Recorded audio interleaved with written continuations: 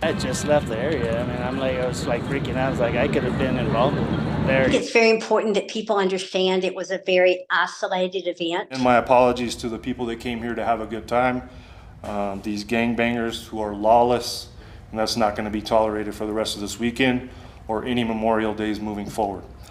3 dead, 5 injured in a shooting as thousands gather for the Red River Memorial Day motorcycle rally. And we have team coverage tonight with Darlene Melendez from Red River and Faith Ebuanu on the motorcycle groups involved in the shooting.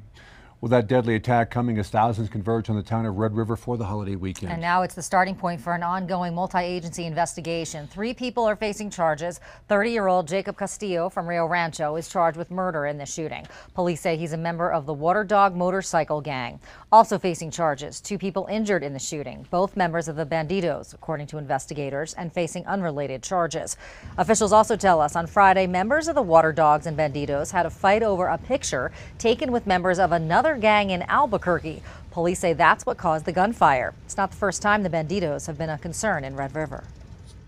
We've had issues in the past. Of course, we've never had anything like this. I feel like we were as prepared as we could possibly be. New Mexico State Police, the lead agency in this investigation, joined by other local law enforcement and the FBI. And as law enforcement continues its investigation, the community continues dealing with the shooting's aftermath, from economic impacts to how to move forward. Anchor Darlene Melendez continues our team coverage from Red River. It's quiet on Main Street tonight. The shooting's chaos is now over and tens of thousands of people have left this small mountain community. Now, as the town looks to move forward, local business owners are sharing their different perspectives on how to do that.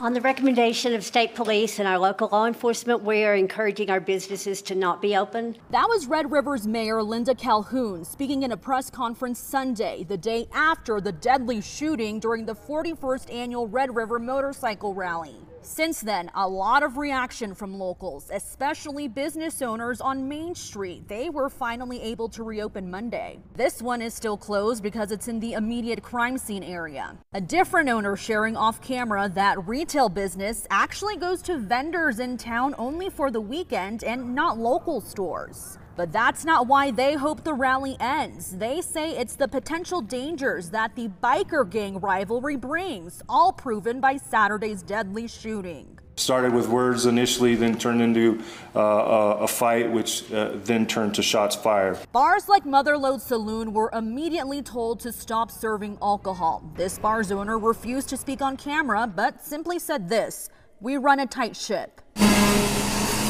And for restaurants like Dairy Bar, they anticipate the biker rally's yearly impact, preparing for weeks. Sunday was supposed to be a really big day. Most definitely going to impact us financially and everything, but the safety of my employees and people around and stuff was my main concern. So as long as everyone's safe, I'm happy with that. Red River's mayor has confirmed a special council meeting this Wednesday at 1 p.m. where the community is invited to discuss some next steps for the town and the rally. And based off of what we heard today, we can expect some different but passionate opinions. We're in Red River. Darlene Melendez, KOAT Action 7 News. 3 of the injured were taken to UNMH, 1 by helicopter. State police say another person was airlifted to Denver. The rest treated in Tufts. Police identifying 2 biker gangs in the Red River shooting. Federal officials labeling them as outlaws. Reporter Faith Ebuanu is here and looks into what's behind that label.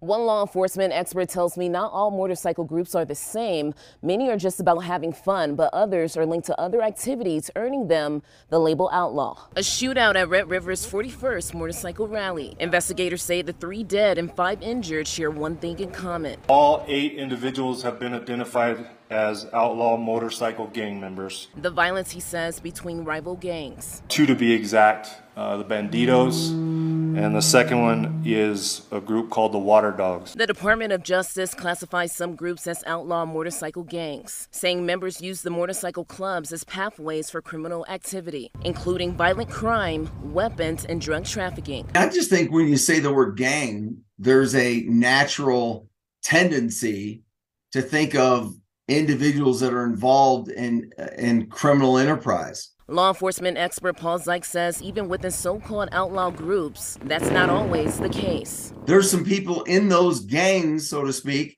that are really violent. And then there's some people in the gangs that aren't violent at all. Zike says some biker gangs stay clear of the drama and prefer to have a good time. You're going to have people that are considered to be in a motorcycle gang involved in criminal activity, but you can also have people in a motorcycle gang that aren't involved in criminal activity. They're not there to do anything except to ride and hang out with their group. And police say among the dead is a Bandito chapter leader in New Mexico. In studio, Faith Ibuanu, KOAT, Action 7 News. While 3 people are facing charges, officials say more could come. And you can follow this developing story as it happens on KOAT.com.